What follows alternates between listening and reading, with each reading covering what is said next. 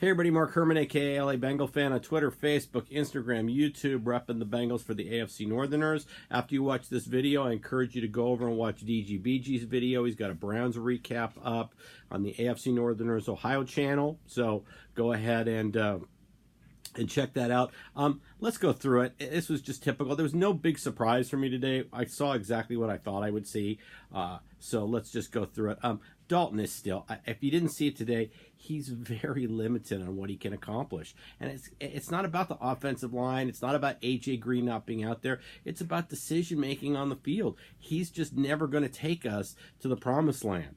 I have listened all week to everybody's comparisons since Andy broke the touchdown record, the team records, against Kenny Anderson. Kenny Anderson was an amazing quarterback. He won playoffs games. He took us to a Super Bowl in an era where they didn't throw the ball that much. Okay, so Andy Dalton catching him on touchdowns means absolutely nothing. Where has he taken us? Nowhere. We have never won a playoff game under Andy Dalton. Never.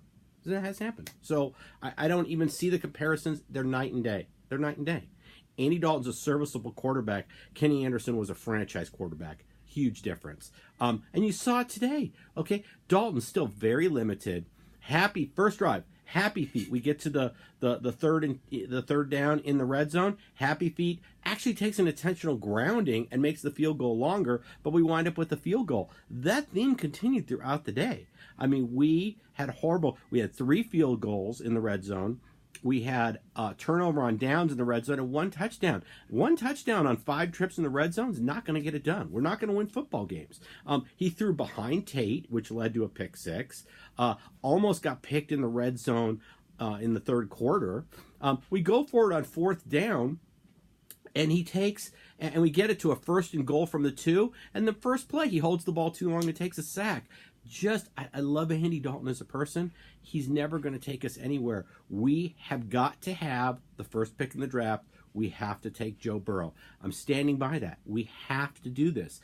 And this team will not, we're going to get into this, doesn't have a history of manipulating draft day very well. So it's very, very important that we should secure the first pick in the draft. So let's finish up here. Red zone trips, like I said, 3 field goals, 1 touchdown, 1 turned over on downs. Other bad things today, Tate got hurt. And I'm going to tell you, John Ross just shows you just what a bust he is. I mean, as many years as he's been in the league now, commits penalties we don't need. He negated a long mix-and play. And then late in the game when Andy's doing the 2-minute offense and trying to get us down the field, he stays in bounds and keeps the clock running. He could have easily gotten out of bounds on the catch. No football IQ, no acumen, bad route runner, and the guy's made of glass, and we spent the 9th overall pick in the draft on him. We're going to get into that in a second. So that's all the bad I saw today. The good, hey, Mixon is still, I love this guy. He plays with so much heart. We have got to re-sign this guy and give him an extension. We're wasting his rookie contract with the team he has around him. But hopefully we keep him in the fold because he's really good. Boyd also played well. Bates had a good game. Have some beefs. I could sit and do a 2-hour video on pass interference. How William Jackson got called for it, which negated Bates' 2nd interception. So he only had 1 today.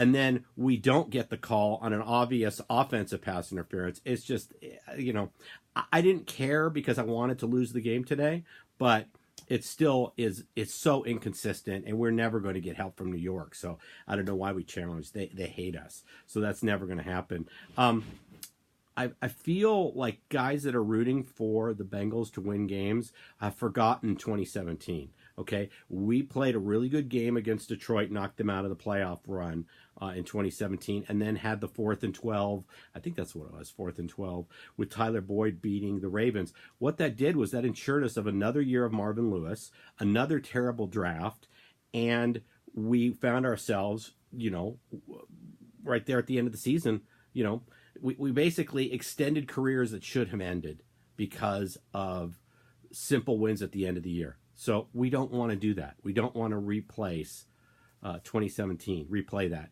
to where Mike Brown wins 3 of his last 4 and says, oh my gosh, look, we don't have to do anything. Our team's great. We just had a bad start. We were unlucky. No, that's not the case. So don't give this front office the ability to be complacent and not do anything.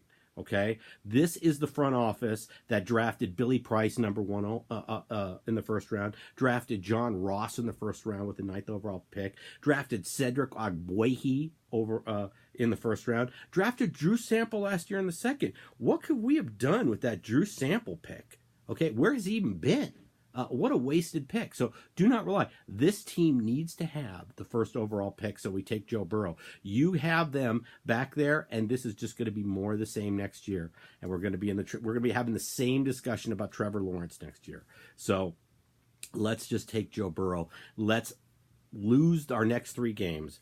Let's take Joe Burrow in the first overall pick. That's how I stand, and I'm not changing. And I don't want to have my loyalty to the Bengals questioned. I've been a fan of this team from the beginning, okay? I've been through a well-run Bengal team. I watched 2 Super Bowls in the 80s when Paul Brown was alive. Unfortunately, Paul Brown did not pass on any of his football acumen to his kids. He just didn't. Mike Brown's a complete moron. Nothing's going to change until Mike Brown gives the team to a real general manager or sells the team to an owner that really wants to put product on the field. So we cannot have this front office thinking about their first pick.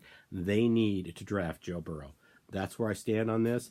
As always, watch DGBG's video. It's up already. And fuck Mike Brown till you sell the team. Fuck you, asshole. All right? Take care, everybody.